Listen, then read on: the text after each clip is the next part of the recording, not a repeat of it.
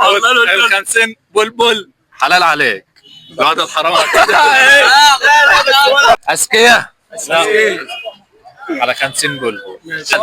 تعال ذكي انا ذكي جدا. برنامج كده وتصوير بقى. المصري والشارع. انت بس اسال سؤال. انا دلوقتي لو جاوبت مش عايز الجايزه. تمام، لو جاوبت هضرب لك الجايزه في 2. بص على الكاميرا بيقول لك. ماشي اهو 100 جنيه. تمام ماشي. الفرخه ولا ايديك اللي بتجيب بيض اكتر؟ الفرخه ولا ايديك اللي بتجيب بيض؟ الوقت الفرخه اديك ما بيبيضش. ديك ما بيبيضش. الفرخه اديك ما بيبيضش. لا بس اديك لا بس اديك هو اللي بيجيب البيضه. انا عارف. لا ما بيبيضش. لا ما بيبيضش. لا مصر انت كام ساعه سدنا 50 جنيه. ها هتبقى عنده 50 جنيه بتاعك. ديك ما بيبيضش. بيبيض فرخه ولا ايديك؟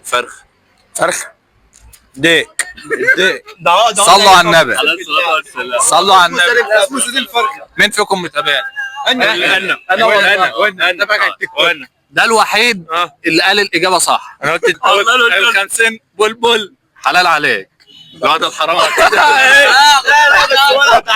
ماشي بس انا قلت لك انت. انا بص انا اللي جاوبت صح عشان قلت ذكي جدا. ابعد مالكش دعوه. انا هستنى الناس تقول لي الاجابه اللي هو قالها ايه.